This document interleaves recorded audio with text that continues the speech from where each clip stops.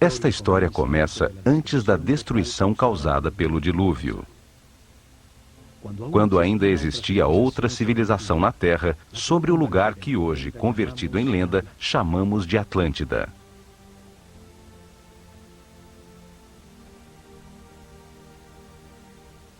Tinham uma sabedoria que era produto da evolução da consciência do homem por milhares de anos. Eram verdades aprendidas sobre o funcionamento do universo e do processo que chamamos vida. O estudo das constelações lhes revelou que a humanidade era uma união vivente entre o céu e a terra, e que as estrelas e os sóis a influenciavam, formando estações, ciclos e ritmos.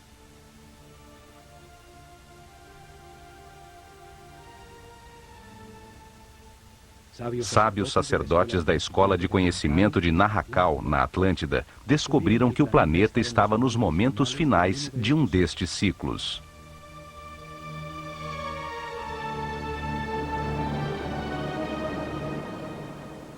Avisaram, sem que lhes dessem ouvidos, que uma catástrofe eminente destruiria as estruturas que organizavam a vida do homem.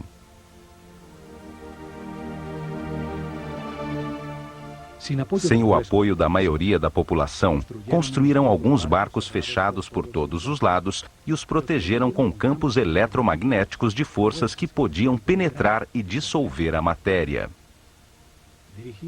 Comandados pelo sumo sacerdote Chiquitet Arelish Vomalitis, subiram a bordo com suas famílias, alguns instrumentos e animais domésticos e afastaram-se de Atlântida.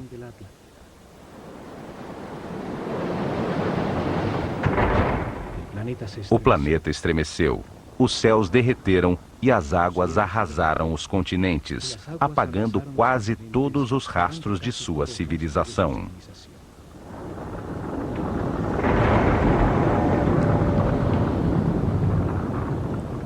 Como evidência próximo ao Egito, foram encontrados uns gigantescos monumentos de pedra chamados megálitos, que por seu tamanho, peso e difícil montagem, revelam uma tecnologia desaparecida, certamente da civilização Atlante. A primeira evidência está em Baalbek, Líbano. Lá se encontram os 3 maiores e mais pesados monumentos de pedra do mundo, chamados monolitos. Cada um pesa 1.200 toneladas, mede 25 metros de comprimento, 8 de largura e 5 de altura. O maior peso que podemos levantar com um guindaste é o ônibus espacial Discovery, que pesa somente 150 toneladas, 1/10 do peso dos monolitos. Não existe hoje tecnologia para levantá-las e muito menos para posicioná-las com tanta precisão. O lugar onde foram talhadas fica a 3 quilômetros, onde se encontra uma pedra do mesmo tamanho que nunca foi utilizada pelos construtores originais. Em virtude do seu tamanho, a misteriosa plataforma tornou-se um lugar sagrado para as culturas que, depois do dilúvio, se assentaram na região. Assírios, persas, gregos e, por último, os romanos construíram seus principais templos sobre a plataforma. A segunda evidência está em Jerusalém. A cidade é sagrada para 3 religiões. Lá existem outros desses megálitos, monumentos gigantescos, pesando cada um mais de 800 toneladas. Por seu enorme e inexplicável tamanho, também se converteram em lugares sagrados em volta dos quais cresceu Jerusalém. Fazem parte da enorme plataforma que sustentava o templo dos judeus e que hoje segura a mesquita de Al-Aqsa e a cúpula da Roca. As pedras fazem parte das fundações do Muro das Lamentações. Hoje chega-se lá por um túnel que revelou as enormes pedras. Os megálitos de Baalbek e de Jerusalém faziam parte de construções desaparecidas com o cataclismo universal e permaneceram em seu lugar por serem tão imponentes. Este cataclismo destruiu a civilização Atlante. Isto aconteceu por volta do ano 10.900 a.C., quando o sistema solar transitava no signo de Leão, e está registrado nos livros sagrados de todas as culturas do mundo.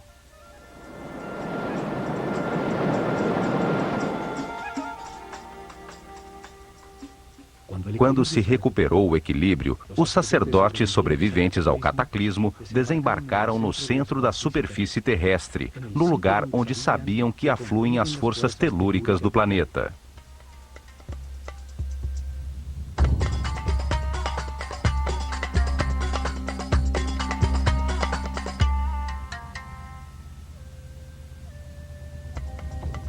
Esperavam utilizar essas forças para dar impulso ao pensamento do homem, construindo maciças formas piramidais que ressoavam, concentravam e transformavam a vibração fundamental do planeta em energia.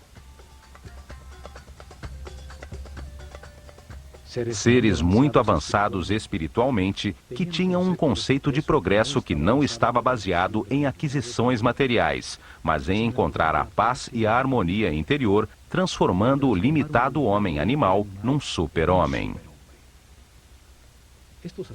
Estes sacerdotes, num momento que chamaram de Zep-Tep, o Tempo Novo, viram ressurgir das águas um oásis estreito e longo, uma terra fértil, rodeada pelo deserto protetor, às margens de um longo rio. Chamaram-no Egito. A terra que emerge das águas, o país de um único rio, o Nilo, com as melhores condições para gerar uma nova civilização. Os sacerdotes viram o cataclismo como uma oportunidade de orientar a humanidade a um destino mais alto e estruturar neste novo ciclo uma sociedade dedicada ao aperfeiçoamento espiritual.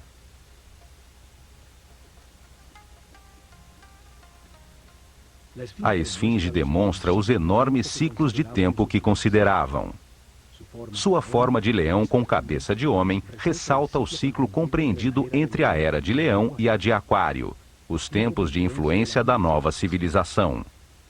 Viam a vida como um processo desenhado por Deus, no qual o homem reencarna sucessivamente para aperfeiçoar-se e ascender na hierarquia do universo. O espírito do homem que não entende o Criador, nem a razão do universo ou de sua própria existência, se encarna num corpo para viver experiências que lhe permitam adquirir sabedoria e compreensão. O lugar em que reencarna e experimenta tudo tem dois extremos opostos. É um universo polarizado e dual, que permite a comparação entre as partes, para compreender qual é a verdadeira. Aprende-se individualmente o resultado de cada decisão e comportamento na vida. O sofrimento permite entender a felicidade e a angústia permite entender a paz. Ao longo de muitas vidas, comparando os dois extremos, entende-se que a verdade está no centro, na neutralidade do amor. Através da reencarnação, o homem compreende a vida, se transforma num ser que respeita tudo o que existe, compreende que tudo tem a sua função, aceita que todas as circunstâncias, mesmo as mais difíceis, são perfeitas, pois são lições para o aperfeiçoamento espiritual.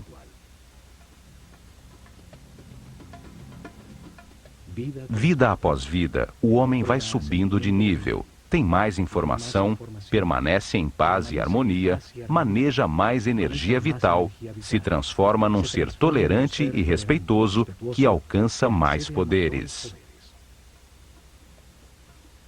Compreende que no universo dual, em circunstâncias contraditórias, a única coisa que não tem polaridade é o amor. O amor é neutro como Deus. Com o Zodíaco de Benderat, ensinaram que esse processo de aprendizagem concede a cada espírito um ciclo cósmico, 12 eras zodiacais.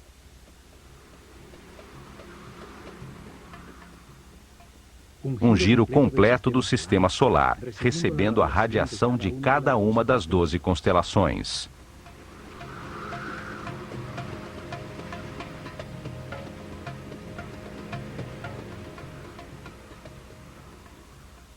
Durante esses 25.920 anos, reencarna 700 vezes em diferentes corpos, lugares, tempos, circunstâncias, condições e personalidades. Em cada vida aprende algo diferente. Cada vez nasce influenciado de diferentes maneiras pelas forças que as estrelas irradiam.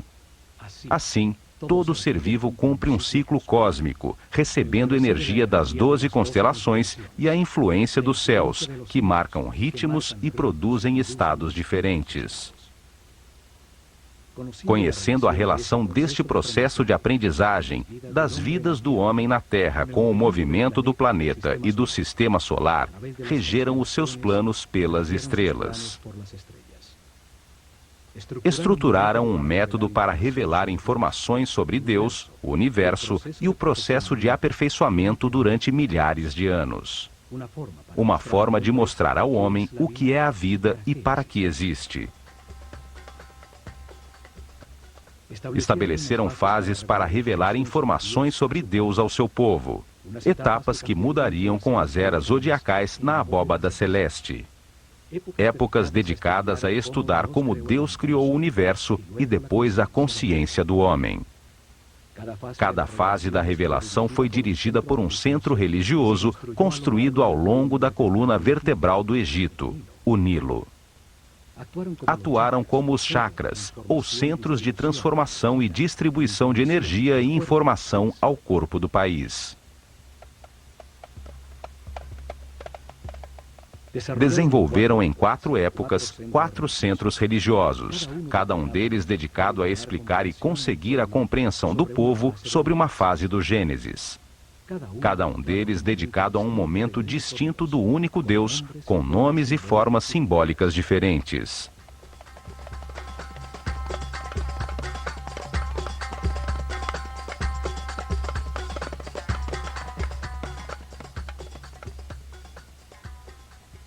O primeiro centro religioso estabeleceu-se em Anu, chamada Heliópolis pelos gregos.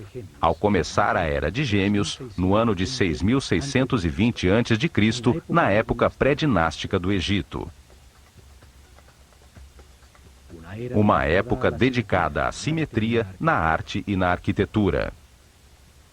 Foi dedicada a revelar informações sobre as características, qualidades e significados de um Deus absoluto, o único Deus, a causa original, o todo, que chamaram Atum-Ra, a unidade homogênea, estática, antes de manifestar o universo. O segundo templo estabeleceu-se em Mênfis, ao começar a Era de Touro, ano 4.460 a.C. Foi dedicado a revelar informações de outro momento de Deus, quando manifesta o universo, os planetas e os homens, quando ativa a sua vontade, a sua energia divina e cria a matéria. Essa característica criadora de Deus chamaram de Tá. Durante essa época, sente-se a influência de Mentu, o touro que representa a Era de Touro, em todo o Egito, até no nome dos faraós. O terceiro centro religioso foi criado em Hermópolis, dedicado a Tote. Assim chamaram o único Deus, quando multiplica a criação sobre a terra com a diversidade da natureza, das plantas e dos animais. O quarto centro religioso estabeleceu-se em Tebas, com a chegada da Era de Áries, o Ram, no ano de 2300 a.C. Foi dedicado a revelar informações sobre as características, qualidades e significados de Deus, quando cria a sua imagem e semelhança a consciência do homem. Chamaram-no Amon-Ra. Nessa época, acontece o momento culminante da civilização. Constroem-se centenas de templos onde a imagem de carneiros predomina e os faraós incorporam Amon e Ram aos seus nomes.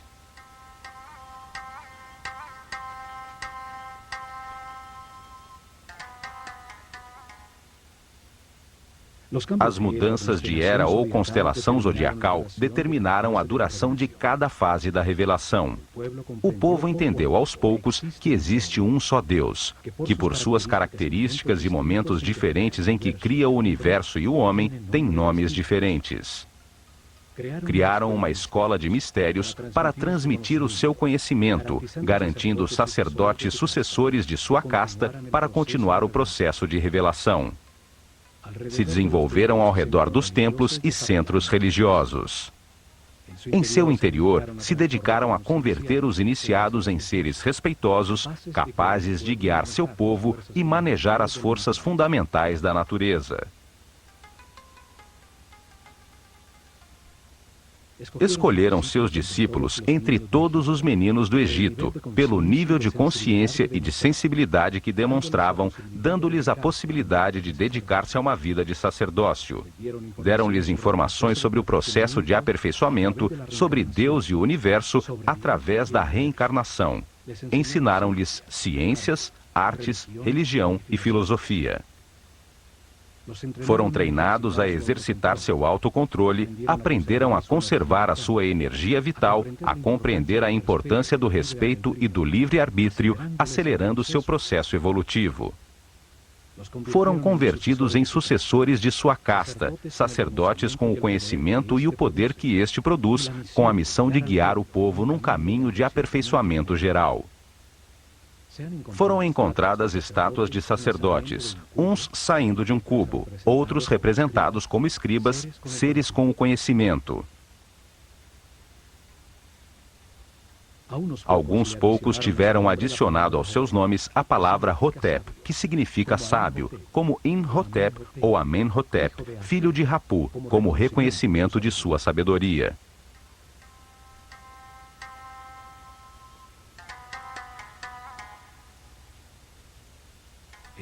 Foi dos templos onde concentraram o conhecimento, o poder, a riqueza material e espiritual que impulsionaram a organização da civilização egípcia.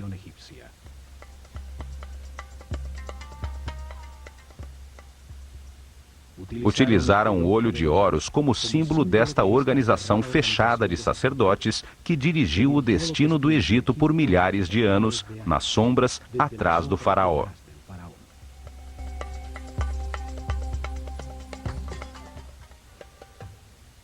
A escola de mistérios utilizou o olho de Horus como seu símbolo, uma assinatura que aparece nos muros de todos os templos do Egito. Um símbolo que traz à mente e evoca o seu significado, sua ação principal, e transmite uma ideia de uma maneira muito simples, além das palavras. Seu significado pode ser entendido milhares de anos depois de ter sido desenhado.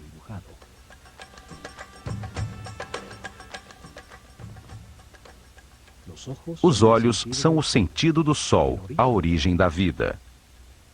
Atuam percebendo a sua luz e as vibrações da cor.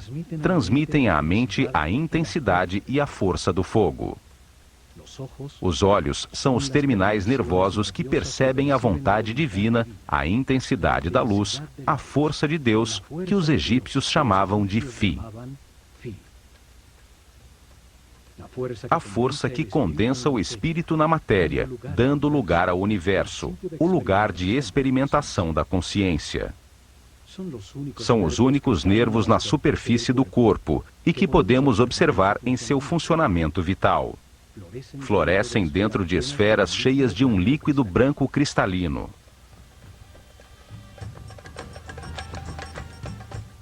Os olhos simbolizam a dualidade. O olho esquerdo é solar, sensível ao negativo. O direito é lunar, sensível ao positivo e afirmativo. Cruzam a sua informação para produzir a imagem mental correta do espaço.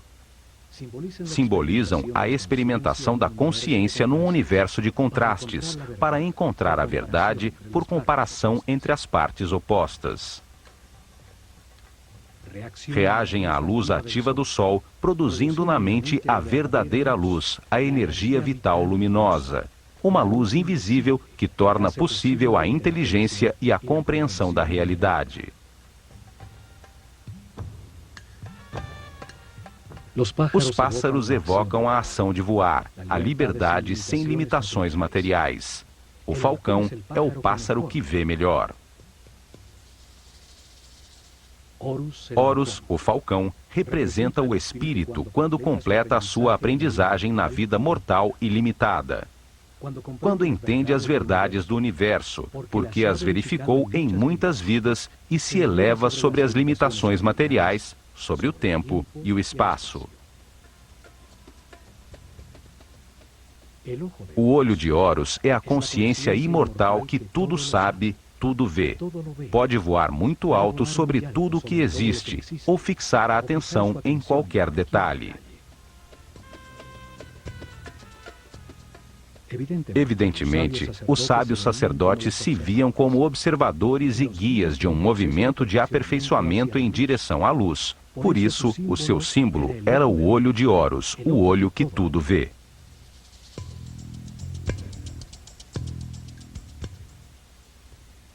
A começar pelos templos, os sacerdotes do olho de Horus guiaram em paz e harmonia o aperfeiçoamento espiritual do povo, revelando informação sobre Deus, o universo e o processo que sofre a consciência do homem.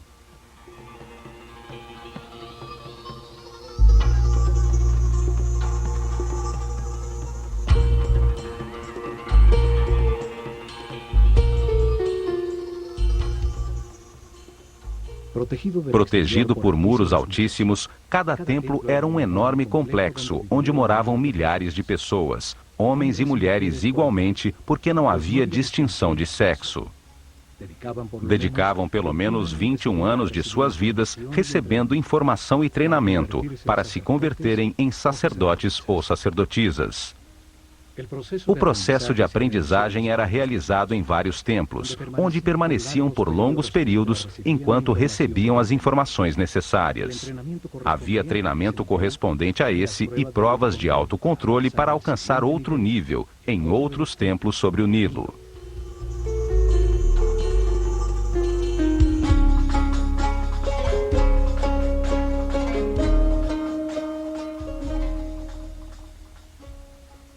Cada templo era uma biblioteca viva com informação especializada. Cada um continha uma lição diferente sobre o universo ou a razão da existência. Cada templo continha em seu interior um tema sagrado distinto, com informações que dão sentido a tudo que existe.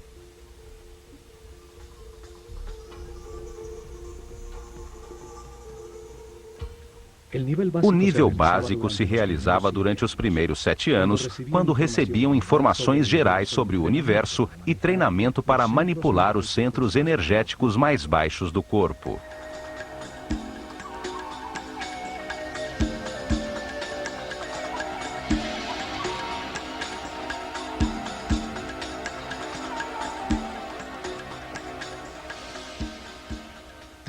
Havia templos como o de Kom-Ombo dedicados a entender a necessidade do universo dual e polarizado, para permitir à mente comparar entre extremos opostos e assim compreender a verdade.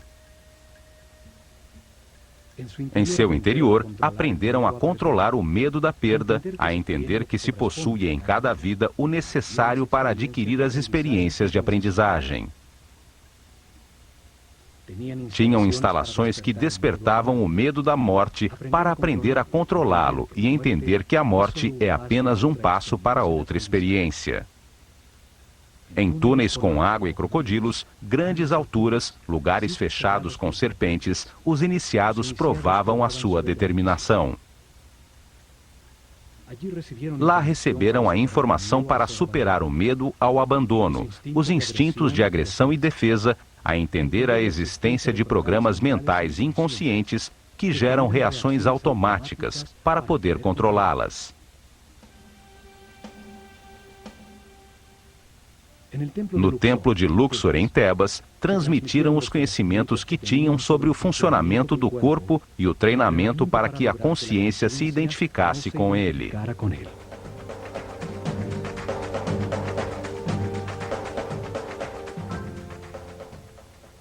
O templo inteiro era como um organismo humano, cada salão representando um órgão com informações nos muros sobre sua função principal, sobre o benefício que o organismo inteiro obtinha ao realizá-la e a sua relação com os outros órgãos.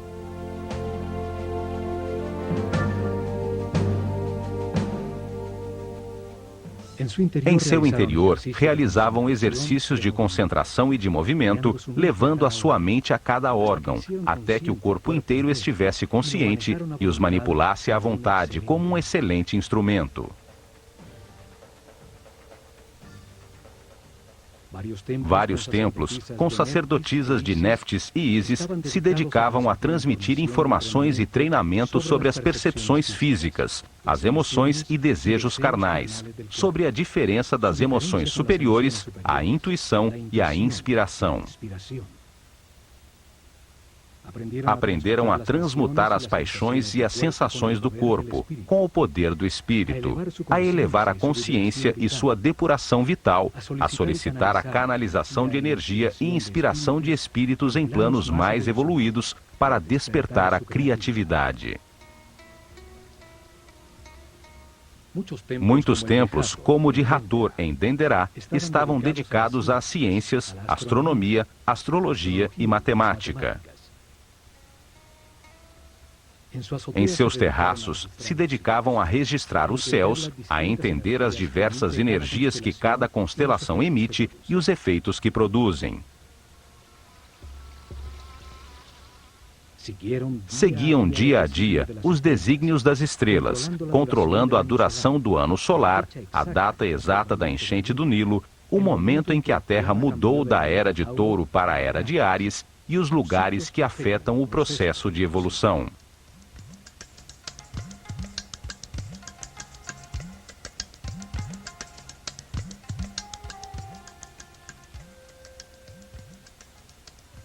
Depois de receberem informações dirigidas à razão e treinamento para controlar sensações, emoções e pensamentos, dedicavam outros 7 anos ao lado direito do cérebro, à inteligência do coração, a encontrar a diferença entre pensar e meditar.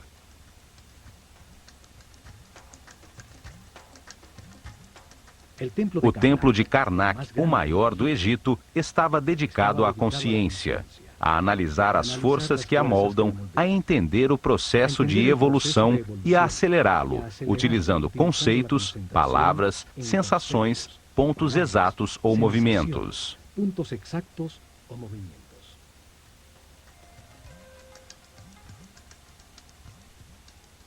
Aprenderam a concentrar-se si mesmos, a diferenciar entre o eu superior e o ego, a identificar-se com um ser ou objeto externo, até sentir e transformar-se no que se pensa.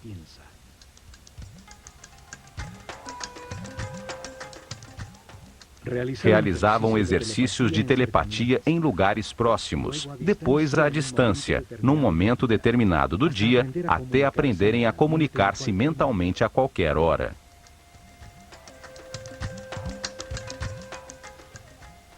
Recebiam informações sobre o tempo e treinamento para vivê-lo como um eterno presente.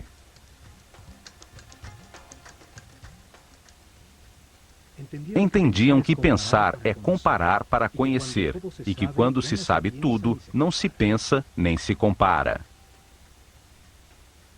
Aprendiam a mudar de estado ou nível vibratório, a manejar as circunstâncias externas, conseguindo o equilíbrio emocional como uma decisão mental interna.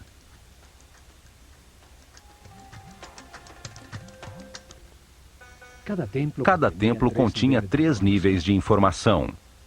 Era uma maneira de revelar informações simultaneamente a homens em diferentes níveis ou estados evolutivos. O primeiro nível transmitia informações básicas dirigidas ao povo. Cada templo contava uma história simples, repleta de símbolos e personagens fantásticos. Um drama sagrado facilmente compreensível. As ideias eram expressadas como mitos em forma de história.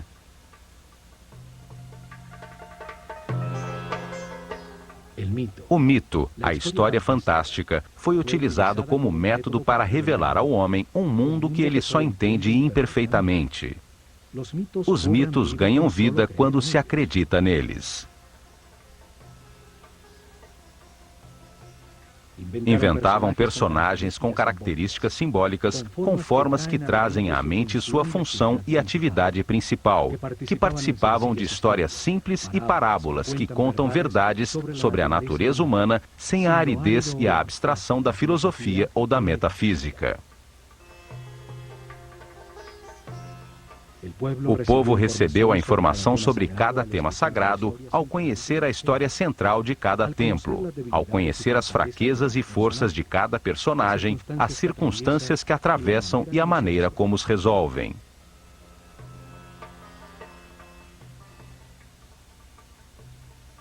Utilizavam um segundo nível de informação, dirigido aos discípulos, seres com um nível espiritual mais elevado, aos quais se explicava diretamente o mesmo tema sagrado de uma maneira mais concreta e profunda.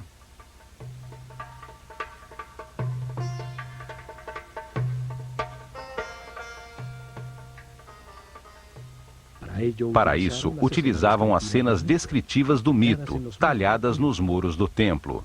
Explicavam cada personagem, o que simboliza no universo, a parte do processo de aperfeiçoamento que representava, o porquê da sua forma, comportamento e sua função principal.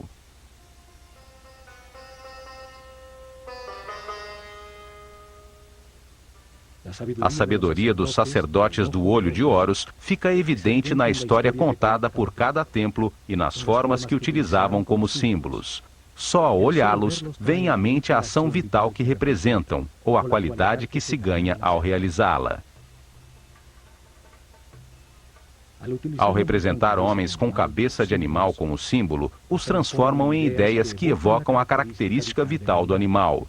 Trazem à mente a função do animal no universo.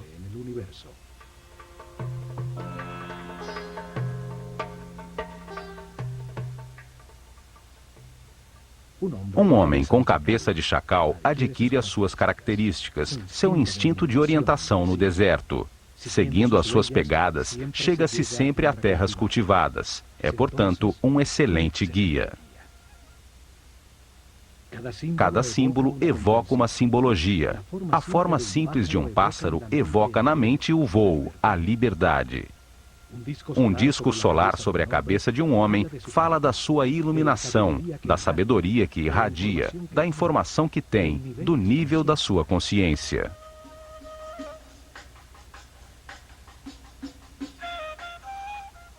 Estudaram detidamente os animais e insetos. Assim, reuniam um profundo conhecimento sobre a sua vida, sua atividade principal, suas necessidades vitais, os hábitos que desenvolviam para supri-las, sua dieta alimentar, a duração de sua gestação, seus hábitos sexuais e o sentido principal da sua existência.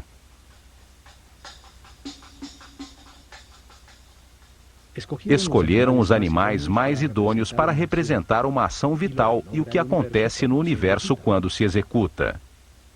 O processo da lagarta que se arrasta e tece para depois transformar-se em borboleta.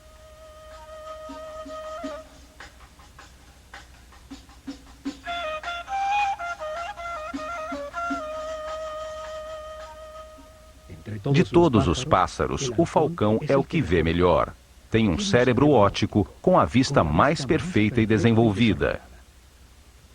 Por isso, é escolhido como símbolo para representar essa função vital, o sentido da visão. Uma figura humana com cabeça de falcão é um ser que tudo vê, que domina o panorama, vendo perfeitamente cada um dos detalhes em que foca a sua atenção.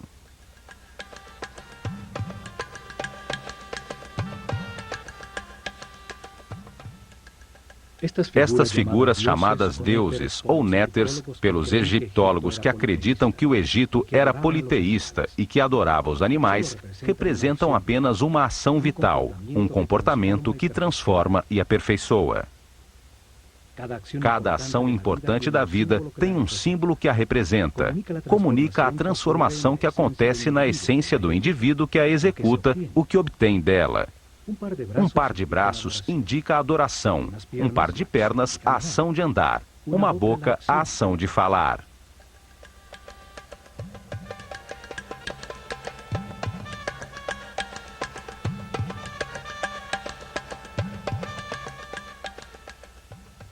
E por último, num terceiro nível de informação, cada templo guardou um código secreto embebido no próprio símbolo.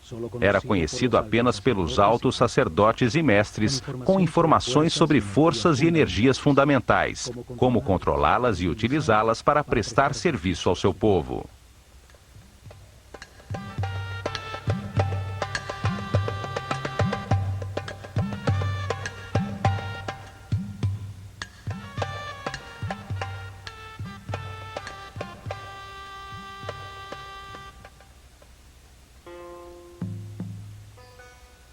Em templos como o de Horus, em Edfu, o sumo sacerdote levou seus discípulos mais evoluídos a deslocar sua consciência no tempo, abrindo o inconsciente para reviver e compreender as vidas passadas em seu processo de reencarnação. O sumo sacerdote foi sempre um ser muito adiantado no caminho espiritual. Ele não se identificava com o corpo, conhecia perfeitamente o seu funcionamento e que energias utilizar para equilibrá-lo.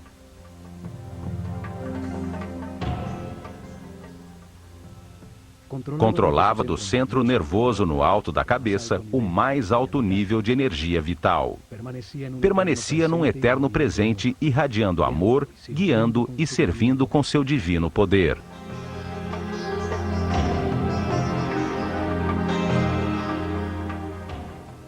A matéria apenas recebe, se contrai. Dar é irradiar. Esta é uma característica vibratória do espírito. Os seres de cada nível recebem e transmitem aos níveis inferiores. Em seus salões, entenderam que a realidade se compõe de 7 níveis de energia vibratória, 7 correntes energéticas com 7 diferentes níveis de poder ou força.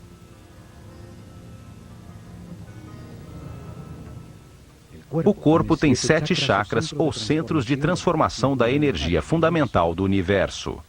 Cada ser humano, em sua vida presente, utiliza um desses 7 centros, dependendo do nível de evolução de sua consciência. Quanto maior compreensão do universo, mais respeito, mais alto o chakra ou centro nervoso utilizado para transformar a energia, maior quantidade de energia processa diariamente e mais poderes transcendentais tem.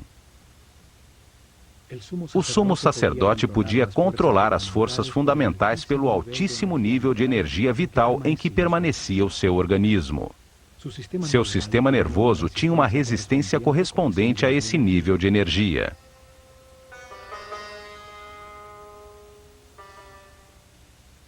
Assim, em todos os templos do Egito, os iniciados receberam informação e treinamento, aumentaram paulatinamente seu nível de energia vital e, de maneira correspondente, o nível de resistência dos nervos de seu corpo.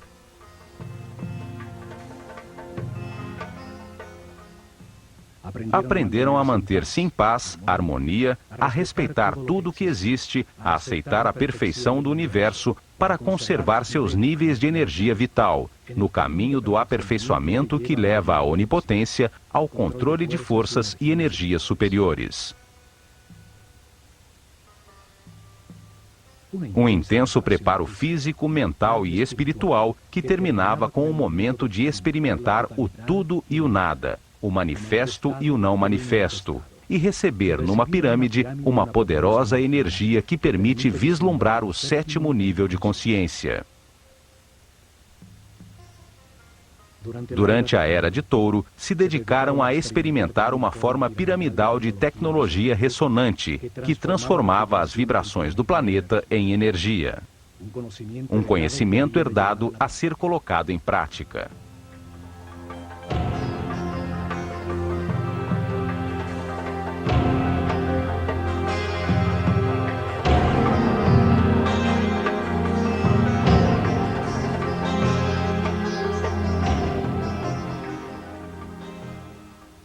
Colocaram maciças formas piramidais de milhões de toneladas em pontos nevrálgicos sobre a malha eletromagnética do planeta. A massa piramidal, que continha milhões de partículas de quartzo, vibrava com a Terra, produzindo energia pela fricção de suas moléculas, num fenômeno que hoje chamamos de peso elétrico.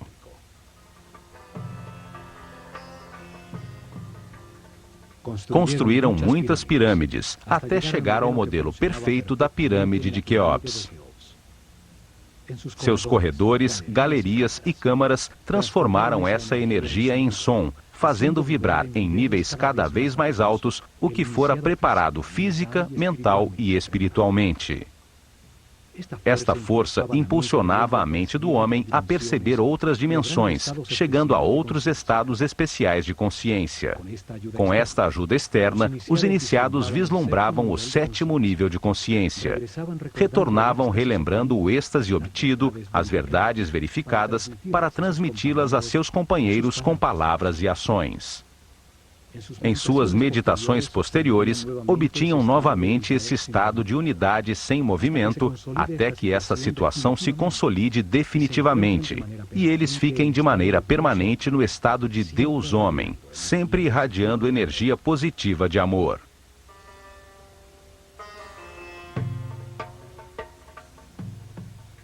O conhecimento sobre as formas puras do universo, os blocos básicos com os que se organiza a energia e a matéria, foram fundamentais para o desenvolvimento da civilização egípcia.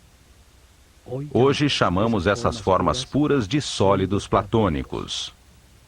5 polígonos com seus lados e ângulos iguais, baseados em triângulos equiláteros, a forma divina, sem tensões. Utilizando essas formas, puderam produzir efeitos de ressonância e concentração energética para elevar a percepção da consciência, para conseguir efeitos de supercondutividade com os quais se anula a força da gravidade. Hoje se descobriu que o planeta tem pontos nevrálgicos, chamados nodos diamagnéticos, onde se pode controlar a força de gravidade do planeta e produzir fenômenos de supercondutividade. A supercondutividade permite amplificar ou diminuir a força da gravidade. Ao aumentar o peso das pedras, se enterrava conhecimento, sem que fosse necessário escavar. Ao diminuí-lo, tornaram as pedras leves para empurrá-las e movê-las facilmente, desde pedreiras longínquas. Na ilha de Sehel foram encontrados hieroglifos com fórmulas e ingredientes para produzir uma espécie de concreto que parece rocha. Cientistas franceses os decifraram parcialmente. Suas experiências confirmam que se trata de polímeros, que ao solidificar-se produzem uma espécie de pedra. Isso explica a facilidade para fazer juntas tão exatas entre as pedras dos seus tempos, conseguindo usar os blocos já fundidos como forma para os novos.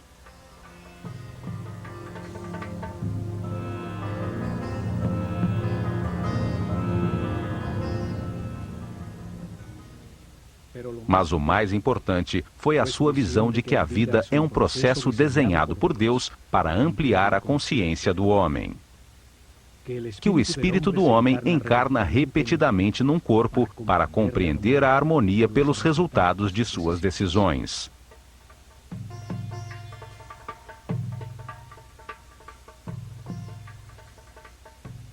Ao viver muitas vidas com experiências opostas, de angústia e de paz, de depressão e de felicidade, de riqueza e de pobreza, de saúde e de doença, compreende a razão da sua existência e acaba com as limitações materiais, transformando-se num super-homem imortal. Um ser que não perde na morte a consciência ou a informação acumulada. Um espírito sábio ao final de um processo, que sobe outro degrau na perfeição do universo.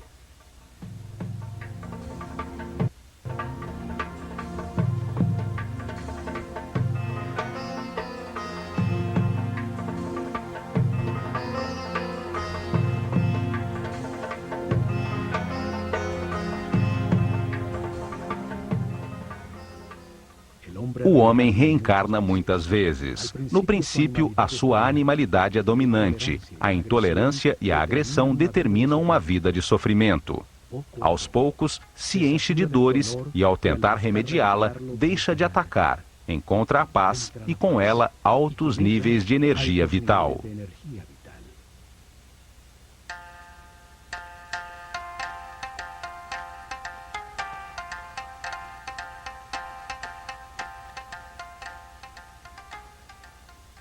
Com a informação do processo de aperfeiçoamento e das leis que o regulam, os egípcios melhoraram de vida, aceitaram os momentos difíceis como parte do seu caminho de aprendizado, permanecendo assim em paz e harmonia.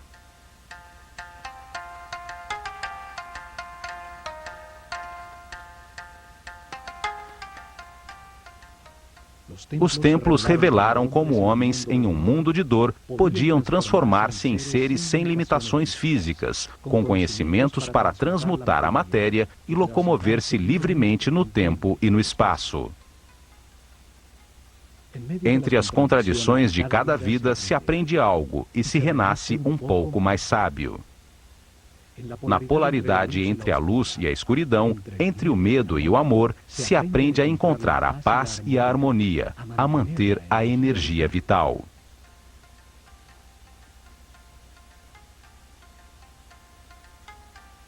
Ao sentir na pele os tormentos e a angústia que produzem a ira, o ódio, o rancor ou a vingança, se compreende o valor da harmonia. Ao compreender que cada decisão produz paz ou sofrimento, pode-se passar do inferno da vida ao céu da mesma. O povo entendeu que todas as ações da vida diária, pescar, semear, colher, são uma maneira de aproximar-se de Deus, de se aperfeiçoar a cada dia. Construíram uma comunidade em paz e uma tal felicidade que, quando o historiador grego Heródoto visitou o Egito no ano 500 a.C., não pôde deixar de afirmar: de todas as nações da terra, os egípcios são os mais felizes, sãos e religiosos.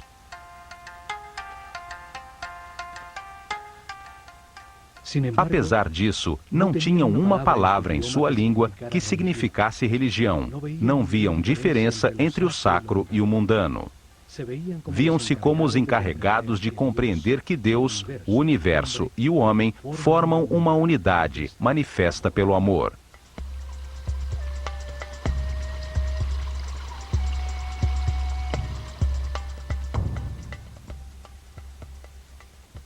Nestes programas do Olho de Horus, veremos a mensagem que os egípcios transmitiram em seus templos: que todos os homens avançam por um caminho de aperfeiçoamento que leva muitas vidas. Alguns estão mais evoluídos que os outros, mas todos chegarão à imortalidade e à consciência permanente, somente aprendendo a ser flexíveis, a aceitar as circunstâncias e a respeitar todos os seres que nos rodeiam.